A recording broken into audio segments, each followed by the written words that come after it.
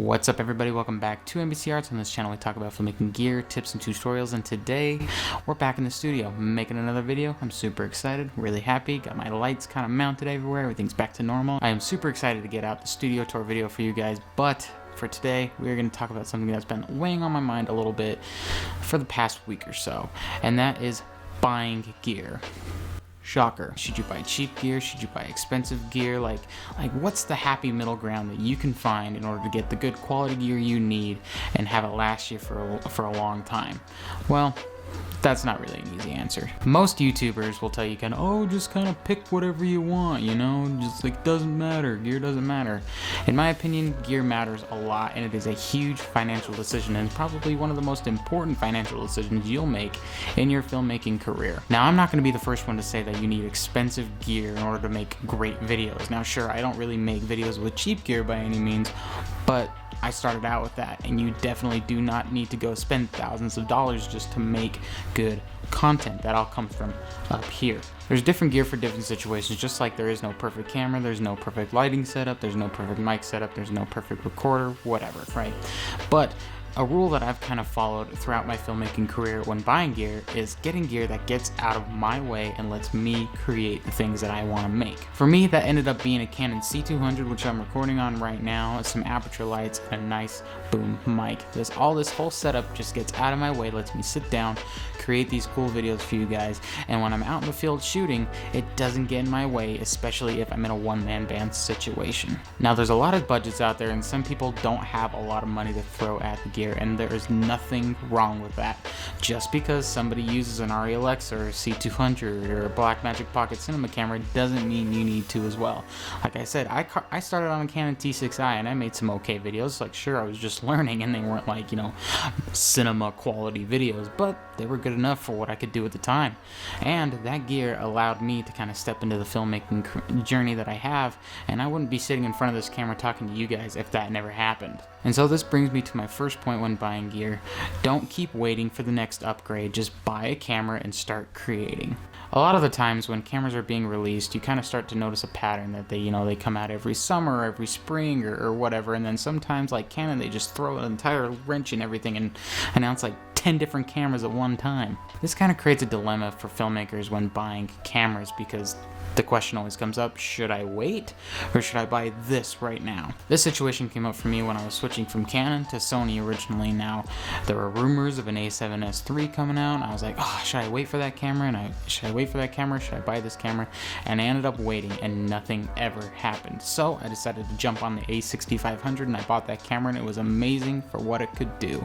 Now, it turns out the A7S III wouldn't come out for another 3 years after that point, so, I would have been waiting a long time. So if you're in that situation, just buy the camera that can get you started in your filmmaking journey right now, instead of, a couple months to a year down the line waiting for that new amazing camera, because at the end of the day, that camera is going to be replaced anyway. And that brings me on to my second point. Don't switch cameras every time a new one comes out. Now, this is harder than it sounds, because each new camera iteration just improves on the next.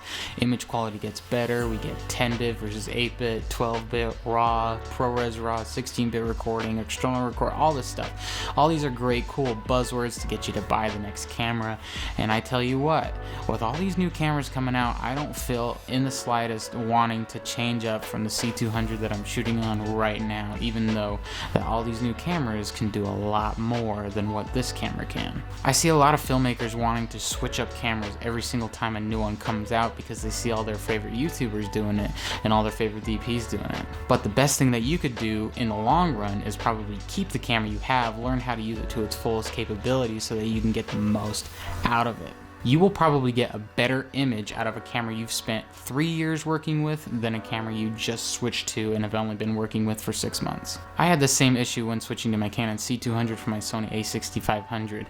The Sony A6500, I knew that camera like the back of my hand. I knew how to expose the log, I knew the menus, I knew the little quirks of the camera. I had everything kind of programmed, customized, so I didn't really have to go into the menus at all. I had custom picture profiles set, I had LUTs for it. All this stuff to maximize the image coming out of the A6500. And I had to relearn all that stuff when switching to a Canon C200. I had to learn the menus, I had to learn how to expose the image properly, I had to learn how to shoot with RAW, I had to learn about the audio inputs and the gain and all this other stuff just to get the maximum image out of my camera. And when the C300 Mark III came out, I honestly thought about switching because that dual gain output on the Super 35mm sensor looks absolutely stunning. But I've decided to keep my C200 and kind of learn and grow with that camera because the RAW looks amazing, the image quality is awesome, and at the end of the day, if the image was good last year, the image is still going to be good this year. I see a lot of filmmakers on YouTube comment sections especially kind of arguing about tech specs, 10-bit versus 8-bit, this one shoots 120, this one doesn't, this one has RAW, this one doesn't, and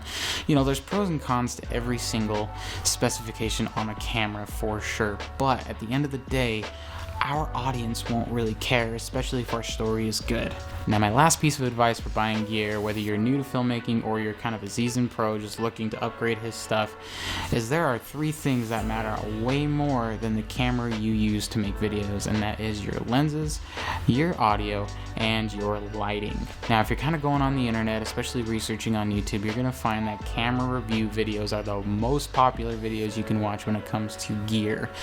A lot of people don't really watch videos when it comes to audio and lighting because, cameras are exciting and new ones come out each year, and lights rarely get updated, and I've seen people use 10-year-old MKH416 microphones. But those 3 things will probably make more of a difference to your image than whether you're filming in 1080p or 4K or 10-bit or 8-bit. Like right now, this shot right here would not look nearly as good if I didn't have 6 lights lighting me and the scene up right now. On top of that, the lens that I'm using is super sharp, and the audio would not sound nearly as good if I didn't have a boom mic right here in front of my face and I was just using the on-camera microphone. So before spending all your money on your newest camera, maybe kind of take a step back, look at your lighting kit, look at your audio kit, and see if that needs a little bit of love and care as well. Going forward, if you don't take any of the advice that I gave here today, the biggest thing that you should take away from this video is do your research and buy something that works for you.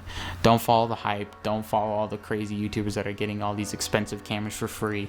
Go with what you actually need. And if that's a 1080p camcorder, buy it. But if that's a $10,000 cinema camera, go for it. And I'll be looking forward to seeing whatever footage you guys bring out with all the great pieces of equipment you buy. Well guys, that is about it for this video. If you liked it, leave a like and a comment down below. If you want to see more from me, make sure you hit that subscribe button, ring that bell for notifications so you don't miss a single video I produce. And as always, I will see you guys in the next video. See you later.